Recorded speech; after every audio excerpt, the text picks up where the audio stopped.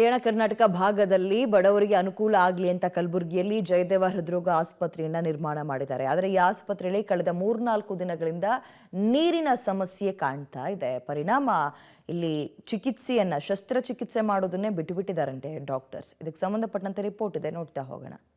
ಕಲಬುರಗಿ ಜಯದೇವ ಆಸ್ಪತ್ರೆಯಲ್ಲಿ ನೀರಿನ ಕೊರತೆ, ಶಸ್ತ್ರಚಿಕಿತ್ಸೆ ಮಾಡುವುದನ್ನೇ ನಿಲ್ಲಿಸಿದ ವೈದ್ಯರು. ಜಯದೇವ ಆಸ್ಪತ್ರೆಯ ಎಡವಟ್ಟು ಬುಟಾಬೈಲು. ಹನಿ ನೀರಿಲ್ಲದೆ ಶಸ್ತ್ರಚಿಕಿತ್ಸೆಯನ್ನೇ ಬಂದ್ ಮಾಡಿದ ಆಸ್ಪತ್ರೆ. ರೋಗಿಗಳಿಗೆ ಕ್ಯಾನ್ನಲ್ಲಿ ನೀರು ತಗೊಂಡು ಹೋಗ್ತಾ ಇರುವಂತಹ ಸಂಬಂಧಿಕರು, ಮನೆಯಂತೆ ಆಸ್ಪತ್ರೆಯ ಡ್ರಮ್ನಲ್ಲಿ ನೀರನ್ನ ಸಂಗ್ರಹಿಸಿಟ್ಟಿರುವಂತಹ ಸಿಬ್ಬಂದಿ.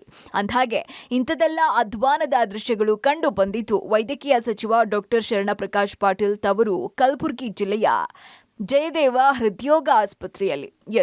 ಸರ್ಕಾರ ಏನೋ ಹಿಂದುಳಿದ ಕಲ್ಯಾಣ ಕರ್ನಾಟಕದ ಹೃದಯ ಸಂಬಂಧಿ ರೋಗಿಗಳು ದೂರದ ಬೆಂಗಳೂರಿಗೆ ಬರೋದಕ್ಕೆ ತೊಂದರೆ ಆಗುತ್ತೆ ಅಂತ ಕಲಬುರಗಿಯಲ್ಲೇ ಜಯದೇವ ಹೃದ್ರೋಗ ಆಸ್ಪತ್ರೆಯನ್ನ ಆರಂಭ ಮಾಡಿತ್ತು. ಅಲ್ಲದೆ ಪ್ರತಿನಿತ್ಯ 300ಕ್ಕೂ ಹೆಚ್ಚು ಜನ ಆಸ್ಪತ್ರೆಯ ಪಿಡಿಒಗೆ ಬರ್ತಿದ್ದಾರೆ. ಇದರಲ್ಲಿ 30-40 ಜನ ದಾಖಲು ಕೂಡ ಆಗ್ತಾರೆ. ಆದ್ರೆ ಸದ್ಯ ಆಸ್ಪತ್ರೆಯಲ್ಲಿ ಹುಡುಕಿದ್ರೂ ಕೂಡ ಒಂದ್ ಹನಿ ನೀರು ಸಿಗ್ತಾ ಇಲ್ಲ.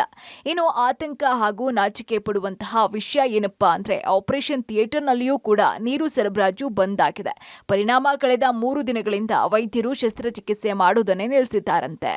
ಇಲ್ಲ ಸರ್, ಅದು ಏನಾಗ್ತಾ ಇದೆ, ಕಾರ್ಪೊರೇಷನ್ಲಿಂದ ನೀರೇನು ಬರ್ತಾ ಇತ್ತು ಅದು ಸಮ್ ಪ್ರಾಬ್ಲಮ್ ಆಗಿದ್ದಗೋಸ್ಕರ ಅದು ಏನಾಗಿದೆ, ಸ್ಟಾಪ್ ಆಗಿದೆ. ಕಾರ್ಪೊರೇಷನ್ ಮಧ್ಯದಲ್ಲಿ ಏನಾಗಿತ್ತು ಅಂತಂದ್ರೆ ಫುಲ್ ರಾಡಿ ನೀರು ಬರ್ತಾ ಇತ್ತು. Because of the rain, dirty water, we don't know. But ಅದರಿಂದ ಯೂಸ್ ಮಾಡಕ್ ಆಗ್ಲಾರ್ದಷ್ಟು ಸರಿ ಇರಲಿಲ್ಲ ನೀರು. ಸೊ ಅದಾದ ನಂತರ ಏನು ಟ್ಯಾಂಕರ್ಲಿಂದ ನೀರು ತಂದು ಹಾಕೊಂಡು we are doing case. So ಓಟಿದ್ದು ಬೇರೆ ಆಗುತ್ತೆ, ಓಟಿದಲ್ಲಿ ಸ್ಟೆರಿಲಿಟಿಗೋಸ್ಕರ ಅದೆಲ್ಲ ಬೇರೆ ಆಗುತ್ತೆ. ಓಟಿನೂ ಮಾಡಿದೀವಿ.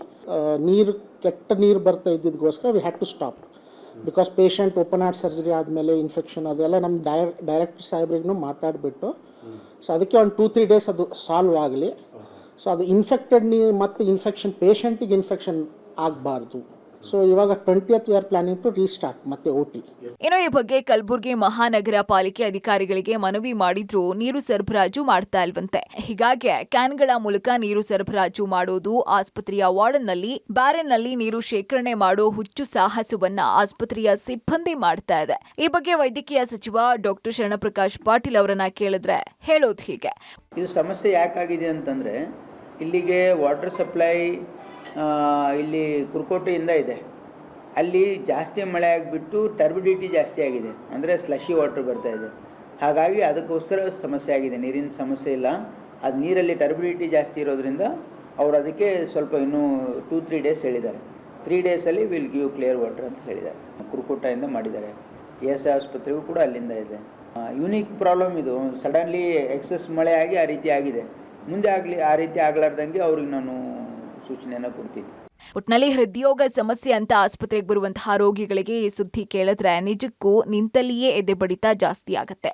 ನೀರಿಲ್ಲ ಅಂತ ಶಸ್ತ್ರಚಿಕಿತ್ಸೆಯನ್ನೇ ಬಂದ್ ಮಾಡಿರೋದು ನಿಜಕ್ಕೂ ನಾಚಿಕೆಯ ಸಂಗತಿ. ಇನ್ಮೇಲಾದ್ರೂ ಸಚಿವರು ಮುಂದೆ ಯಾವುದಾದ್ರೂ ಅನಾಹುತ ಸಂಭವಿಸೋ ಮುಂಚೆನೆ ಎಚ್ಚೆತ್ಕೊಂಡ್ರೆ ಒಳ್ಳೇದು. Praveen Reddy, public TV, Kalaburagi.